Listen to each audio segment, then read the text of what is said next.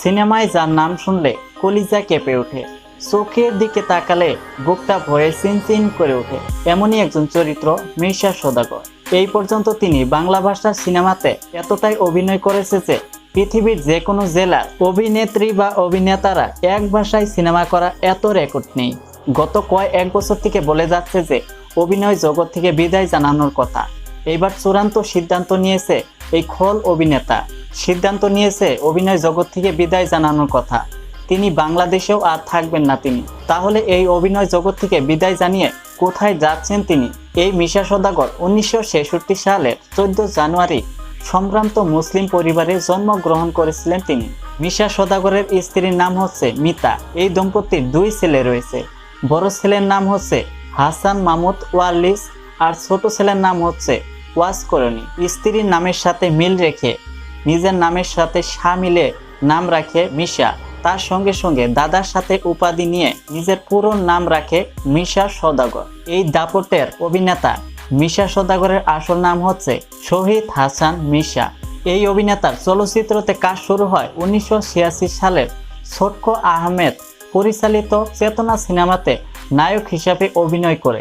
এরপর অমর সঙ্গী সিনেমাতে নায়ক হিসাবে অভিনয় করে, কিন্তু কপাল মন্দ, দুইটি সিনেমাতে ফ্লপ হয়।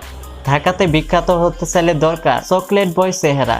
তিনি এতে বহুতই হতাশ হয়ে পড়ে। আলোকবাতি হাতে নিয়ে আসতেই তার সহকর্মীরা এসে তাকে পরামর্শ দেন, সিনেমাতে তিনি নায়ক নয়, খলনায়ক হিসাবে অভিনয় করলে বেশি জনপ্রিয়তা লাভ করতে পারবেন বলে তাকে জানিয়ে দিলেন।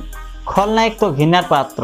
উপমহাদেশের সিনেমা প্রেমীরা যেমন নায়ককে ভালোবাসে, ঠিক তেমনি খলনায়ককে ঘৃণা করে, ইবলিশ মনে করে। এতে তিনি হতাশ হয়ে ভাবতে থাকলেন তিনি আসলে কি চান, তার ভালোবাসা আসলতে কিসের জন্য, অভিনয় নাকি খ্যাতি?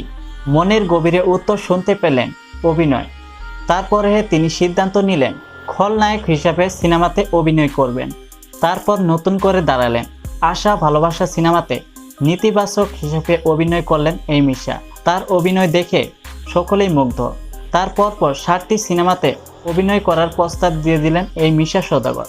সিনেমাতে ভালোবাসা থাকলেই নেতিবাচক সিনেমাতে কতটা ভালোভাবে যে ফুটিয়ে তোলা যায় মির্জা সওদাগরের অভিনয় দেখলেই বোঝা যায়। তিনি ইতিমধ্যে অভিনয় করেছে 9 শতাব্দী চলচ্চিত্রতে। সাধারণ মুসলিম পরিবারে জন্মগ্রহণ করা মির্জা সওদাগরের মা ছোটবেলায় তাকে ভালো করে বলে দিয়েছেন, জীবনের থেকে টাকা পয়সার থেকেও বেশি বড় সম্পদ হচ্ছে মানুষের সম্মান, সম্মান আর সততা, পরিশ্রম, মাধুর্য আর ভালোবাসার মাধ্যম দিয়ে ছোটবেলার শিক্ষা আজও মনে রেখেছে এই মির্জা সওদাগর। তিনি 2 বার জাতীয় চলচ্চিত্রতে পুরস্কার পেয়েছেন। সম্প্রতি সময় বলেছেন যে তিনি সিনেমায় জগৎ থেকে খুব শীঘ্রই বিদায় জানাচ্ছে। টানা কাজ করে একদমই হাঁপিয়ে গিয়েছি, জীবনের পুরো সময়টা একদম সিনেমায় জগতে চালিয়ে দিলাম, মানুষের ভালোবাসাও পেয়েছি, এখন আমি আর পারছি না। এখন বাকি দিনগুলো উপরওয়ালার ইবাদত করতে চাই। এখন আমার সঙ্গে যেগুলো কাজ আছে কাজগুলো কমপ্লিট করেই আগামী বছর থেকে সিনেমায় জগৎ থেকে একদমই চলে যাব। এই মির্জা সওদাগর চূড়ান্ত সিদ্ধান্ত নিয়েছেন যে আমেরিকাতে স্থায়ীভাবে বসবাস করবে। তো আমাদের একটাই চাওয়া, সে যেখানে থাকুক ভালো থাকুক সুস্থ থাকুক, এইটাই আমাদের চাওয়া।